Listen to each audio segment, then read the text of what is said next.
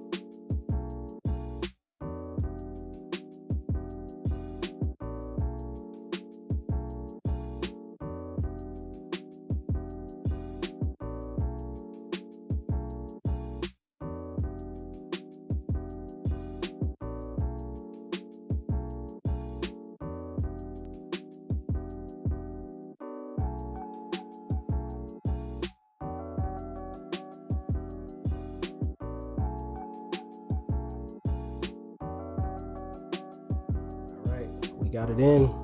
We got it in. The seat is in. And it does look good. I got the seat position. You would have seen a time lapse, but it took a while to adjust.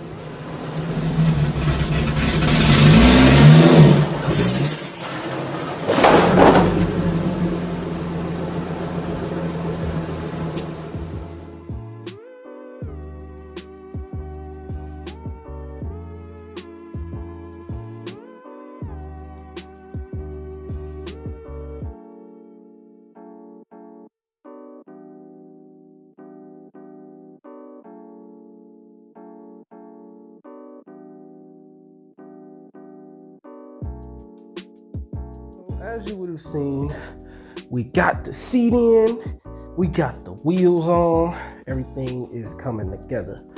But before I can even know I'm excited, let's just say I'm excited. Even though I'm super excited, there is still a couple things to do to the car before I can take it on a test drive. And that is, one of those is the hood latches. This one's fine, that one's broken. I can't close it, so I can't clamp down on that side and bring this down to where it's supposed to be. So that's one. The second one is I ain't got no tail lights. I have finished the center one, but the two side pieces I'm still putting together. So that's option 2.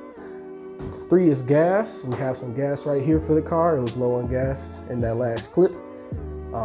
It's actually on E. These are the reverse lights for the tail lights, not this one, but this is the white for the tail lights. And part of that is also in here, the flashers. Now the fronts, the sequential setup is smart enough where it doesn't need a flasher, but the rears are not. So I need to put a flasher in the circuit. So one of these packages is flashers. The other one is the hood pins. And let me think. Of course, I still need to have a harness that is on the way. And so that'll take care of getting the car legal. And then I also have to have some clamps for the trunk. So initially I was going to do this and just latch it to the tail lights, but then I decided to build the tail lights. So I'm going to be taking this off. It's only held in by like some sticky stuff. And I'm gonna put some latches up here. Those are on the way, should be here next week. And lastly, we got a bigger surprise coming for the back. But we'll go over that when it gets here. You would have seen in the last couple clips, the new hood latches are in. We're good to go on there. Took a little bit to line them up. What I'm showing you now is the tail light. So this one is in the process of being built. I've been really lazy, and that's it, just really lazy on the carbon skinning of the other one. So I'm finishing carbon skinning this one today, and then I'll mount the LED. So this is what it looks like as is, untrimmed raw carbon. I still have to add epoxy to the top side, but the bottom side, as you can see, has the layering up, so we're good on that. And then after I layer it all up, I'll paint the outside black and then mount trim it all, paint the outside black, and then mount the LEDs. And guys, so I got the NRG harness installed. Get that back flat, so y'all can see the color combo. Wow, rocking the yellow, you know how it is, whatever. Moving on, tail lights are still under construction, and I'll be done with those today. Had a power steering issue because I ain't had no power steering. Check it out, we got a leak. I haven't even turned the car on. It's actually leaking from this hose clamp down here. It's not big, it's not small enough. So went to the store, got me some hose clamps. That should take care of it. I'm gonna probably lose all the fluid when I take that hose off, but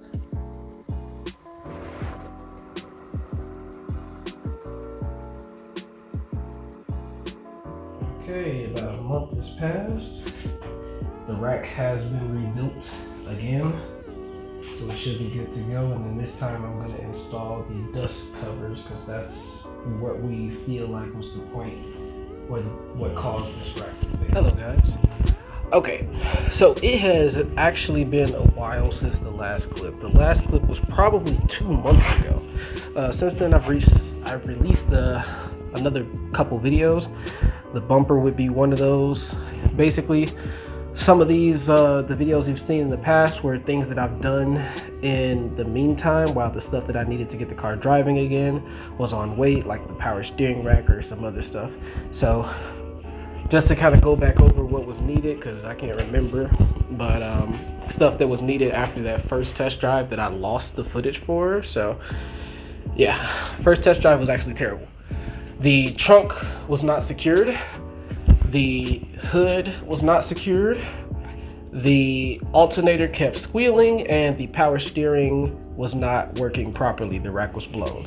So all of that put together took away from me being able to actually experience the car.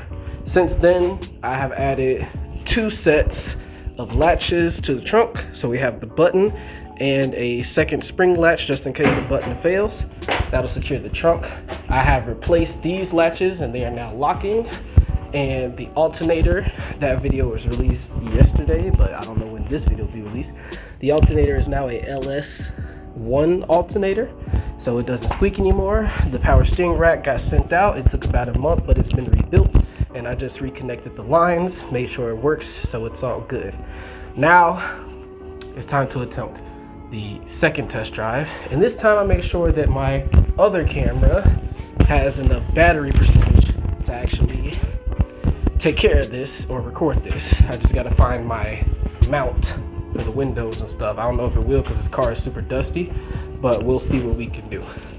So the only thing that I need to do right now is move the Lexus, get somebody to watch me take this out. Now there is one issue. Actually, there's a couple issues.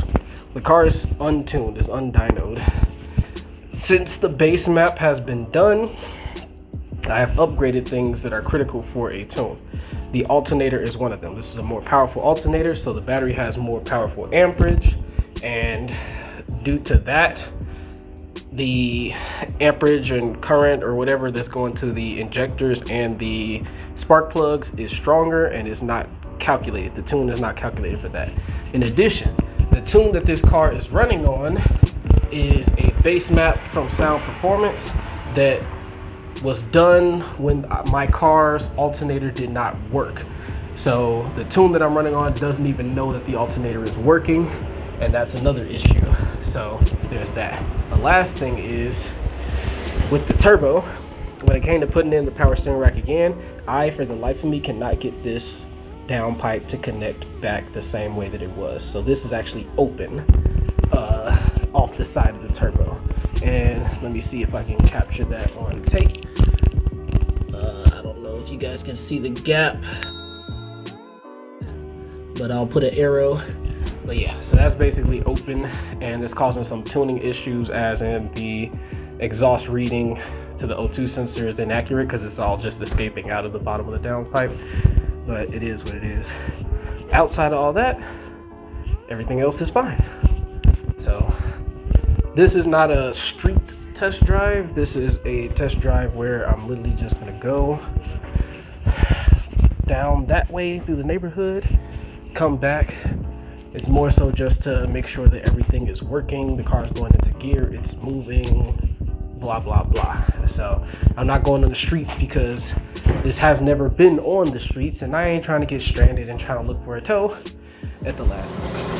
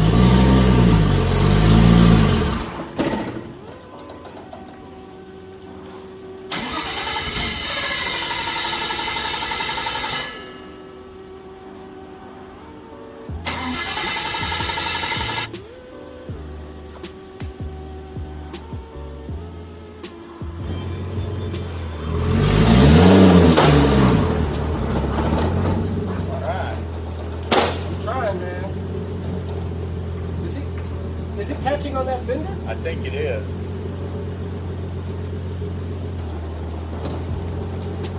Yeah, it's on the.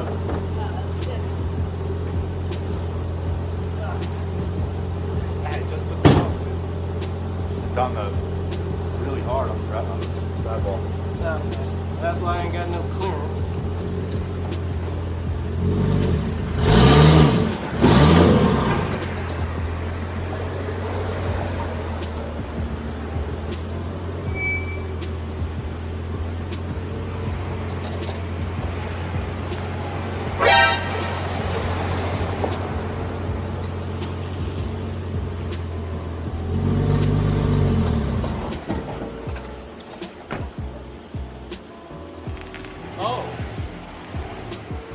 Oh, that's why. Tie rod popped out. All right, so the audio for this clip got really messed up with the wind and all that stuff, so you can't hear me. But basically, tie rod popped out in the middle of doing that turn. Now, these are the ISR tie rods that I'm running here. So I think if you take them all the way apart, it's like 7 pieces to those ISR tie rods. So this one failed. The nut that held it in completely stripped, so it was basically a circle on the inside. And that's kind of what I'm trying to describe or show you guys, that, you know, it failed right there. But basically that's what caused the car to stop, I mean, pretty much. So I'm just going over that here. But ultimately what I ended up doing is making a late night parts run to AutoZone. The ISR tie rods, they still are made to fit the factory S14 inner tie rods. So I just went back to AutoZone. That's how it was set up right there. And then the nut stripped completely. The threads on the actual stud are fine, but the nut was gone. So I went to try and get a new nut, but for some reason there was a crazy lady buying all of them at every AutoZone in my area. So yeah, but ultimately I just caved in, went ahead and bought factory, well, not factory, but AutoZone OEM equivalent S14 tie rods to replace the ISR ones. The main thing that I thought about with them was, like, when they have so many components put together, that's like 7 pieces that could fail. The OEM one only has 2. So it's a little bit later. Still don't know what's going on with that. I wasn't able to get another nut because every place was sold out. For some reason, there's some random lady that's going around buying all of these specific nuts. So I bought an OEM 240SX tie rod for this side, and we're just gonna pop that one off and go back to stock. So I'm gonna knock that out off camera, see if we can get that back together, and then I'm gonna try to put the car back inside.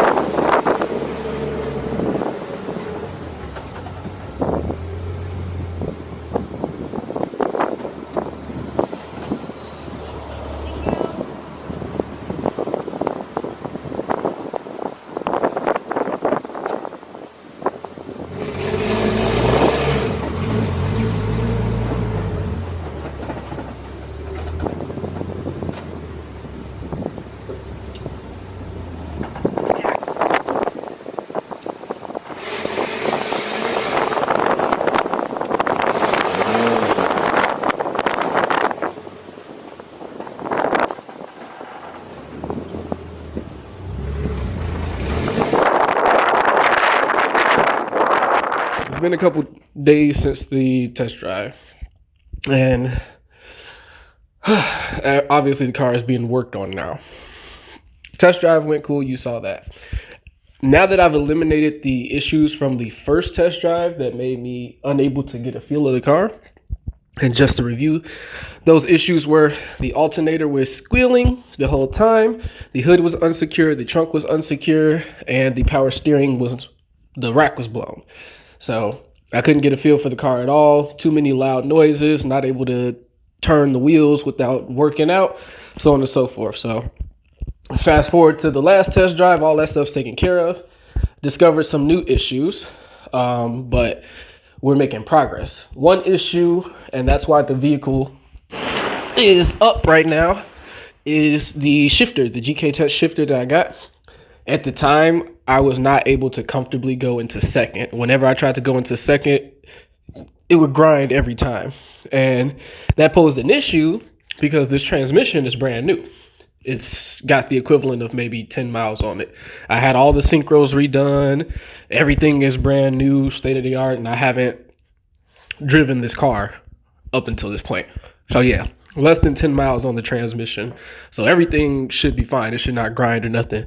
Come to find out, it was an adjustment issue with the shifter relocation. So I just adjusted it. I'm going to try to test drive it again just to double check that it's all going into all the gears now.